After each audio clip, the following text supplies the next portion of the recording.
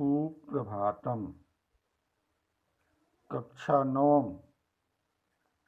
विषय हिंदी,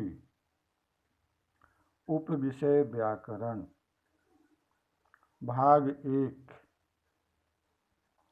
आज की कक्षा में हम सभी उपसर्ग और प्रत्यय के संदर्भ में अध्ययन करेंगे। सर्वप्रथम उपसर्ग के बारे में जानेंगे, तत्पश्चात प्रत्यय के बारे में जानकारी प्राप्त करेंगे।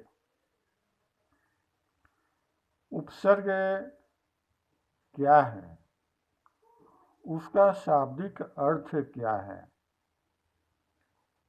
इसको पहले हम देखेंगे। उपसर्ग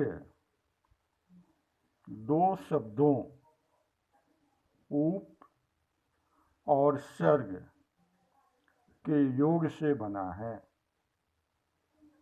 उप का अर्थ होता है नज़दीक, पास, निकट, और सर्ग का अर्थ होता है सृष्टि करना। इस प्रकार उपसर्ग का अर्थ है पास में बैठकर दूसरा नया शब्द बनाना। उदाहरण के लिए, हार एक शब्द है जिसका अर्थ है गले का हार या पराजित। हार शब्द के पहले प्र उपसर्ग लगा दिया गया तो नया शब्द प्रहार हुआ, जिसका नया अर्थ हुआ मारना। अब हम उपसर्ग की परिभाषा देखेंगे। उपसर्ग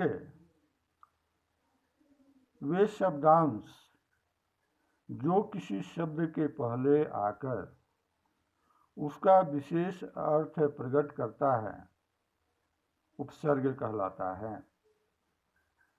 उपसर्ग एक शब्दांश है। शब्दांश का मतलब हुआ शब्द का हिस्सा, शब्द का भाग, शब्द का टुकड़ा, और यह किसी भी शब्द के पहले लगता है। जैसे हार शब्द है, वी उपसर्ग है, हार के पहले वी उपसर्ग लगाने से विहार शब्द बनता है। उपसर्ग के प्रयोग से शब्दों की 3 स्थितियां होती हैं। पहली स्थिति, शब्द के अर्थ में एक नई विशेषता आ जाती है। दूसरी स्थिति, शब्द के अर्थ में प्रतिकूलता आती है। और तीसरी स्थिति में शब्द के अर्थ में कोई विशेष अंतर नहीं आता है। पहली और दूसरी स्थिति स्पष्ट है। तीसरी स्थिति के बारे में हम उदाहरण के माध्यम से देखेंगे कि कैसे कोई विशेष अंतर नहीं आता है। भ्रमण एक शब्द है, उसमें परि उपसर्ग लगा दिया जाता है तो नया शब्द बनता है परिभ्रमण। यहाँ भ्रमण का जो अर्थ है उससे और परिभ्रमण के अर्थ में कोई विशेष अंतर नहीं है, बल्कि उसमें एक तरह से परिवर्तन हुआ है। इसके बाद हमें उपसर्ग और शब्द के बीच अंतर को समझना आवश्यक है। शब्द के बारे में हम जानते हैं मोटे तौर पर कि यह अक्षरों का एक समूह है। वैसे जब शब्द की हम परिभाषा करते हैं तो व्याकरणिक दृष्टि से कहते हैं कि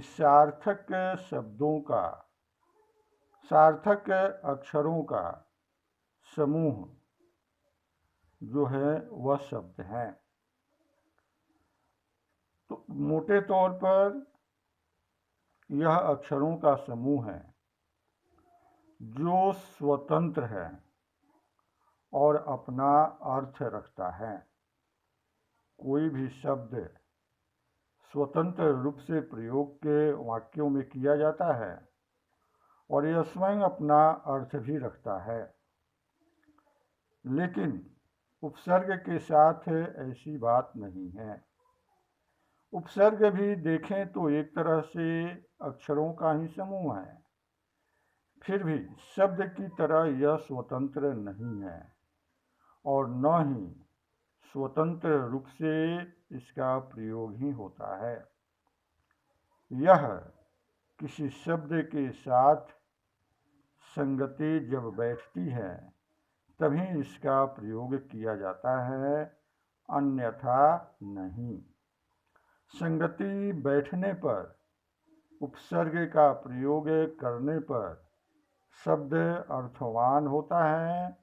यदि शब्द के साथ संगति नहीं बैठती है तो शब्द बनने वाला अर्थवान नहीं होता है, वह अर्थहीन होता है।